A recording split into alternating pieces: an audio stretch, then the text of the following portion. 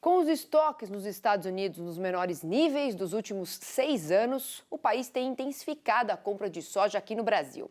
No ano passado, os americanos compraram 179 toneladas da nossa soja e em janeiro, de janeiro a abril deste ano, o volume ultrapassa 30 mil toneladas. E para entender esse movimento, eu vou conversar agora com o analista Carlos Cogo.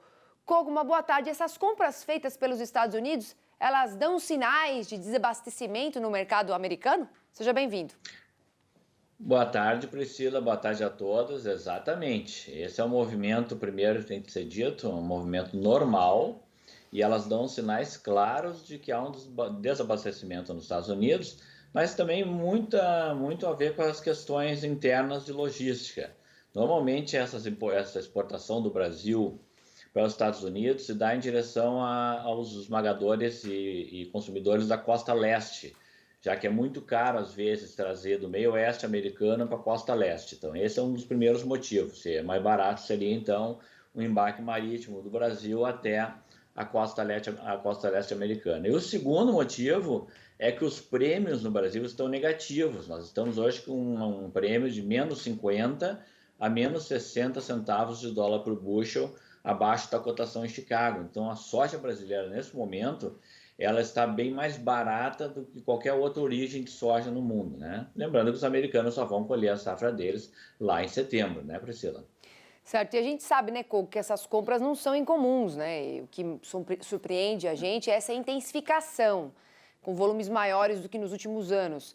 Há previsão de mais embarques da nossa soja para os Estados Unidos nesse mês?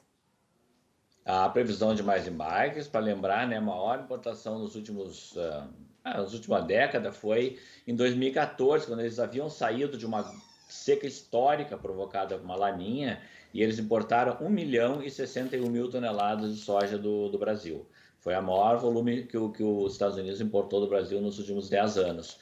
Já tem programados line-up de navios entre agora a segunda quinzena de maio e junho, de mais de 300 mil toneladas de soja brasileira com destino aos Estados Unidos, o que reforça bastante a questão do desabastecimento no mercado norte-americano, que está praticamente sem soja no disponível.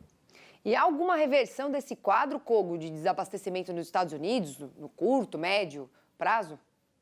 Não, somente realmente com a entrada da safra nova, que também não deve ser uma safra gigantesca, está aí estimada em menos de 120 milhões de toneladas. Os estoques estão escasseando cada vez mais e é bem possível até que eles venham a ampliar importações em volumes ainda maiores até receber a safra nova, até porque nesse meio tempo tem que lembrar que eles também continuam embarcando, né, produto para cumprir contratos, como por exemplo vendas para o mercado chinês. Então, ou seja, vende e compra ao mesmo tempo. Então, é bom para todo o nosso telespectador entender que esse mercado funciona dessa maneira.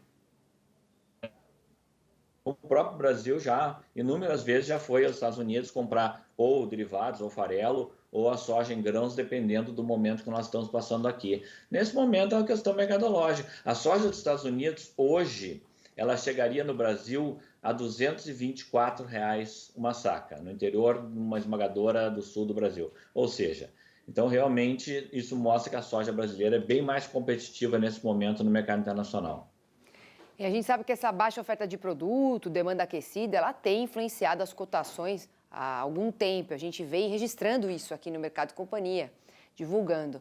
Mas a partir do momento que os americanos compram mais volumes de grãos do que o normal, quais sinais isso traz para o mercado em perspectiva de preços, por exemplo?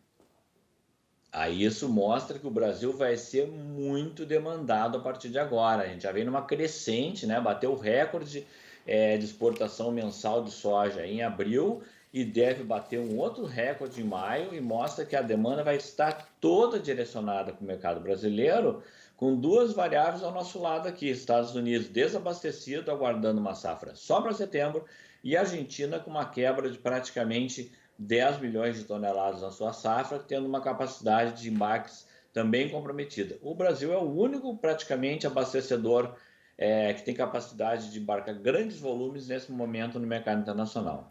E o Brasil vai ter condição de atender essa demanda, Cogo?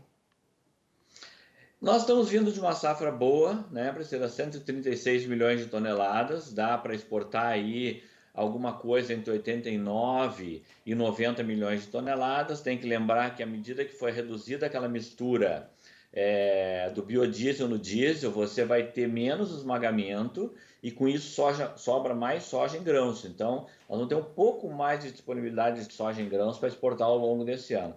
E no ano que vem, uma projeção aí de uma safra de 144 milhões de toneladas, a gente certamente vai exportar algo na casa de 93 a 94 milhões de toneladas. Então, temos capacidade para atender essa demanda nesse momento, sim. Tá certo, Kogo. Obrigada aí pela sua participação mais uma vez aqui no Mercado e Companhia. Uma boa tarde e até a próxima. Boa tarde, até a próxima terça.